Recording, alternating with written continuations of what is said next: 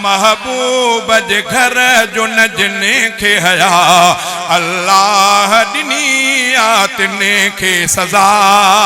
चोर चोर जनारा लगाया जिने से यूं थी सऊदी में थी बधा।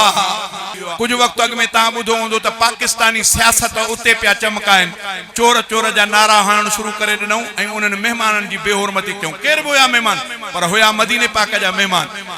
अल्लाह जे फज़ल सां जिन रसूलुल्लाह जे शहर जी मस्जिद नबवी जी बेअदबी बेहुरमती कई, अल्लाह ताला उन्हनि खे सज़ा जारी आहे। हींअर उन्हनि खे कंहिंखे 10 साल सज़ा आहे, कंहिंखे 8 साल सज़ा आहे, वरी वञी बि न सघंदा आहिनि सरज़मीन ते। मुंहिंजे आॾो बि शेर उहो आयो आहे, ख़ामोश रहो त मां ॿुधायां।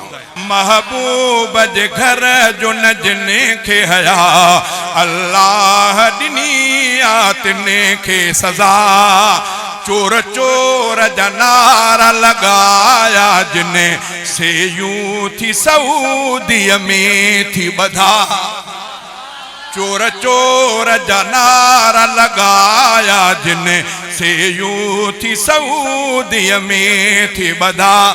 असहाब के भी अल्लाह चयो आवाज नबी खां मथे न कयो। रोज़े अतहर जे जारी मुबारक ते इहा आयत सुहारी लिखियल आहे, ईमान वारो रसूल जे आॾो पंहिंजे आवाज़ खे घटि कयो, बुलंद न कयो, मता तव्हांजो वधीक आवाज़ गुस्ताखीअ में अची वञे, तव्हांजा अमल सभु ख़तम थी वञनि। इहा रोज़े अतहर ते लिखियल आहे। हिननि त उन जाइ ते हो चवंदा आहिनि वीहूं वॼाए छॾियूं। शाइरीअ में ॻाल्हि दोस्त इहा कई आहे, चई असहाब खे भी अल्लाह चयो आवाज़ नबी खां मथे न कयो। हिन दौर जा पर इमरानी ॾिसो, हिन दौर जा पर इमरानी ॾिसो, उन साईं जे दर खां न मुड़िया।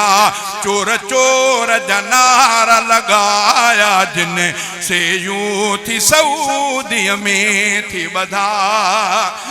जिब्रील अदब साचे जहिंदर, जिब्रील अदब साचे जहिंदर, जहिंदर जानो कर जिन्नो बशर, उन आडो शोर मचायो जिन अज सख्त पकड़ थी तने खे आ।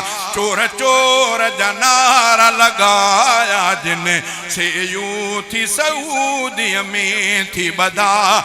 महबूब जे घर जो न हया, महबूब जे घर जो न जिने खे हया अल्लाह ॾिनी आतने खे सज़ा।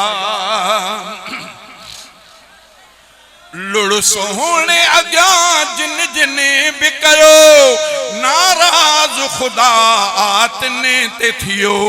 लुड़ सोहणे अॻियां जिन जिने बि कयो नाराज़ ख़ुदा आतने ते थियो। बेहूदन ऐं बेअदबन खे अॼु क़ैद कयो वियो आहे अदा। बेहूदन ऐं बेअदबन खे अॼु क़ैद कयो वियो।